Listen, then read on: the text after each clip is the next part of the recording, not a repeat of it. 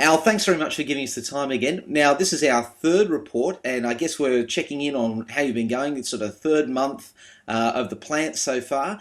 What sort of stuff are you learning about you and people? Give us an idea of what it's like to be meeting people. Yeah, good question. I guess we all have different kind of gifts and skill sets, and I'm just being aware of your own natural gifts and tendencies really helps. Um, I'm much more at home. I realise now the last 10 years I've really worked as an itinerant evangelist. So to write a talk and go and give it for me is, oh well, I mean it's hard at the time and so on, but it's naturally what I can do.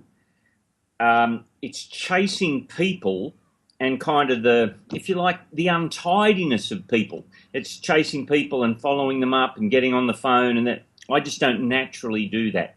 Yeah, you see, like normally in the past, you've actually been, forgive me for saying this, mate, but you've been the guy that other people have been trying to meet, to sort of get the appointment with Al, so to speak, Yeah, half an hour well, here, yeah, hour there.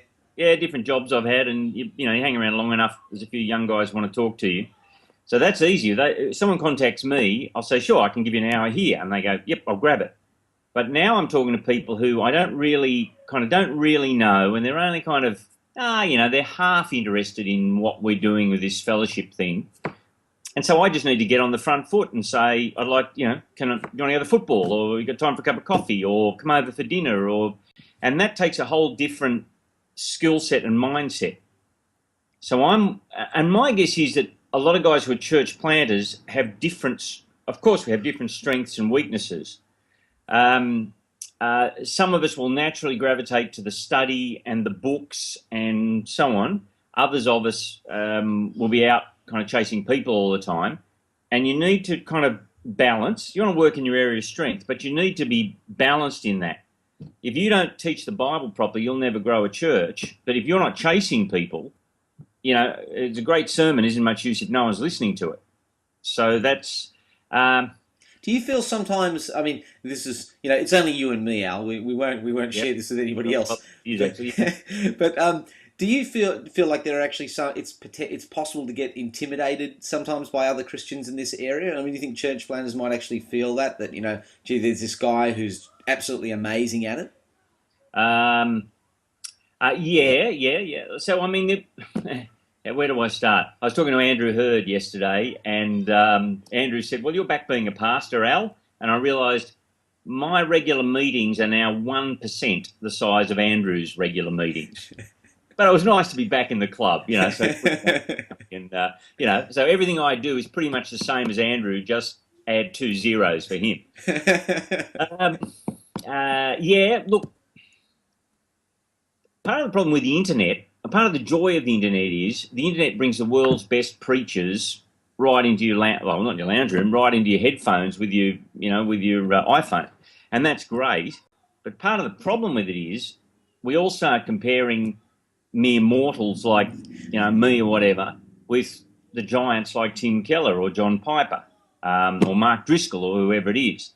So you've just got to be a bit realistic about what's like God made a lot of average men.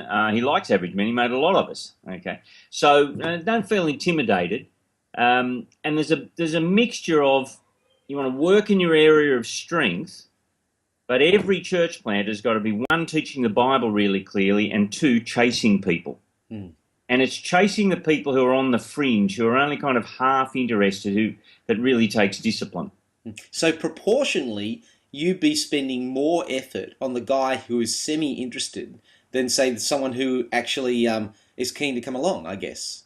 Proportionally. You've got to look after your core group, yes, but people who are keen and rusted on and who get it, okay, you've got to look after them. But you, especially while you're small, it's your church planter's got to be chasing the fringe. Everybody, you got to say, every every church I've ever been involved in, if we had just held the people who walked in the door, we'd double every year. If we just held the people who walked in the door. Now, why is that? Well, partly, not everyone would stay anyway, but a lot of churches, a lot of even church planners aren't diligent in following up even the contacts who they like. Sorry, even the contacts they have, they're not diligent enough in following them up. Why is following up hard? Oh, well, it's easier to sit in the study. It's easier to talk to your computer.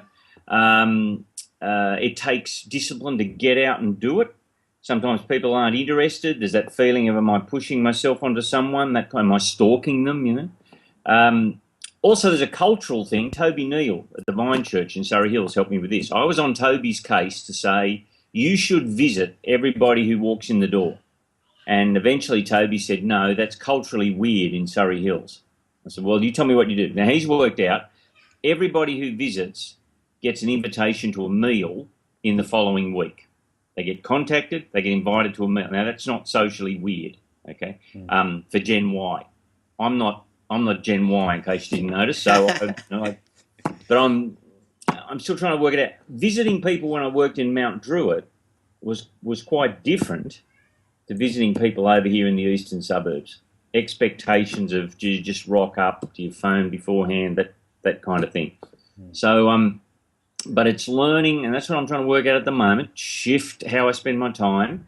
It's learning that I've got to get to know people, build relationships, chase people, are you interested, that kind of thing. Not because they're projects, but because you need to know and love and care for these people. It means getting on the front foot.